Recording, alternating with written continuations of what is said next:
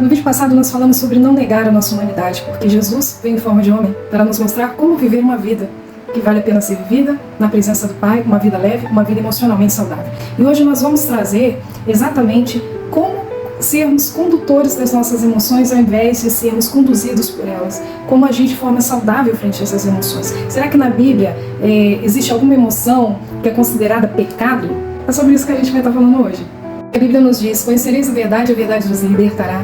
E não é somente sobre Jesus, onde Jesus é o caminho, a verdade e a vida, assim a palavra de Deus nos garante, mas também a verdade sobre nós mesmos. Quanto mais nós nos conhecemos, quanto mais nós adquirimos autoconhecimento, mais livres também nos tornamos. Quanto mais verdadeiros nós somos conosco, melhor gerenciamos as nossas emoções.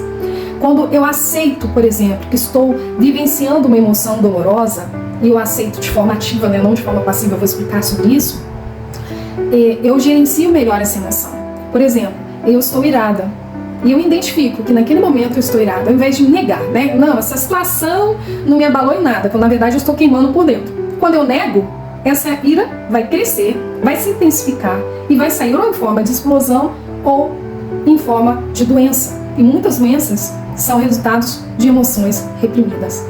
Mas quando eu admito para mim mesma, não, olha, nesse momento eu estou irada, agora eu vou pensar, por que essa situação estimula a ira em mim?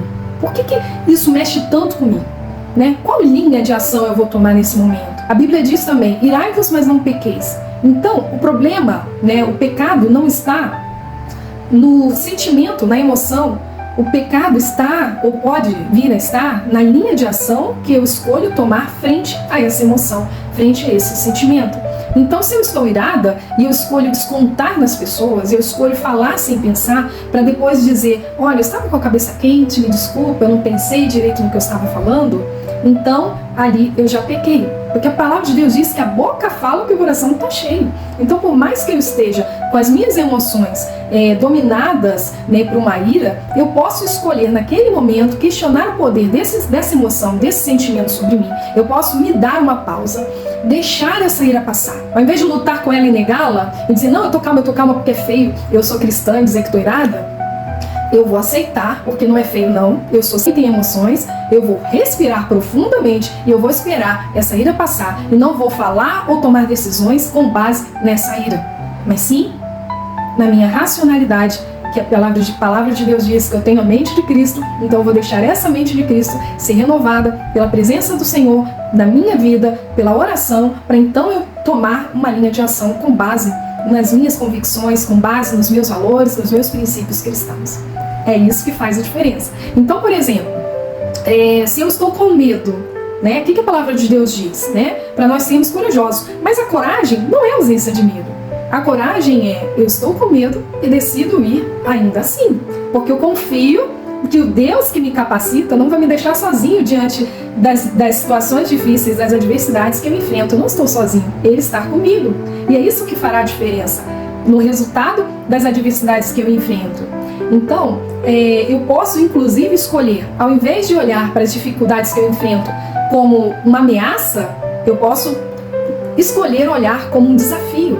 Veja que quando eu vejo uma dificuldade como uma ameaça, automaticamente o meu corpo vai começando a se experimentar do medo. E o medo vai ativar as minhas reações primárias de defesa. Ou eu vou lutar, ou eu vou fugir. Eu vou ficar congelada, paralisada pelo medo. Ele vai ampliar os meus desafios. Ele vai ampliar os meus gigantes. Por outro lado, quando eu vejo as situações difíceis como um desafio, então eu me sinto motivada a superar os meus limites, com a força do Senhor, na fé de que Ele vai à frente e Ele vai me capacitar. Perceba que a questão não está na emoção que eu experimento. A questão está em como eu decido experimentar essa emoção, o que eu faço com essa emoção. O que importa é a decisão que você toma. Não há moralidade na emoção. Não há moralidade. Nenhuma emoção é pecado em si. Mas a linha de ação que eu escolho tomar pode vir a ser pecado ou não. Depende se eu farei. Em que base, Em que base eu farei as decisões que irei tomar. Bem, vejamos o próprio Caim, que sentiu inveja do seu irmão.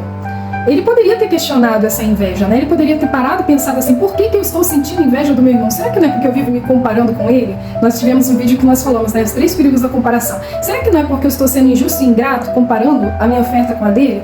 Quando, na verdade, se eu oferecer o meu melhor, eu vou ser aceito por Deus? Veja que Deus mesmo confrontou e falou, Caim, por que você está se sentindo assim?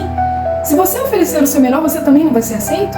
E Caim poderia ter realmente feito essa autoanálise, ele poderia ter refletido e poderia ter escolhido reagir frente àquele sentimento de uma forma diferente. Mas ele preferiu negar que estava com inveja, enfiar essa inveja embaixo do tapete emocional e seguir adiante, né, eliminando o objeto da sua inveja, que era quem? O seu irmão.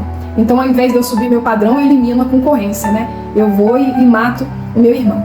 Então, ele poderia ter escolhido uma outra ação frente a esse sentimento. Ele poderia ter, inclusive, sucumbido, né, esse sentimento, investindo em si mesmo, analisando os seus próprios atos, analisando o seu próprio emocional. E o resultado teria sido totalmente diferente.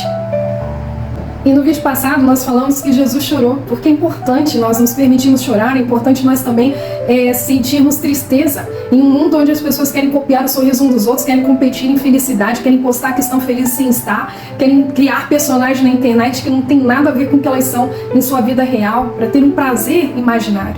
Nesse mundo, nós precisamos romper com isso, com esse padrão que está sendo circulado e sermos verdadeiros conosco. Não adianta nós pegarmos uma ferida e abafá-la achando que ela irá se curar sozinha, porque a tendência é que aquela ferida infeccione se eu não tomar as medidas necessárias para tratá-la. E a mesma coisa é o nosso emocional. Não adianta pegar as nossas emoções e varrer para debaixo de um tapete, porque uma hora vai vir a ventania das situações e essas emoções vão aflorar de uma forma inconveniente, vão nos conduzir ao invés de nós as conduzirmos em ações conscientes, em ações equilibradas. E a Bíblia diz que Deus nos deu um espírito de equilíbrio e poder. E a Bíblia nos diz que Jesus mesmo nos convidou a aprender dele, para que encontremos descanso para as nossas almas.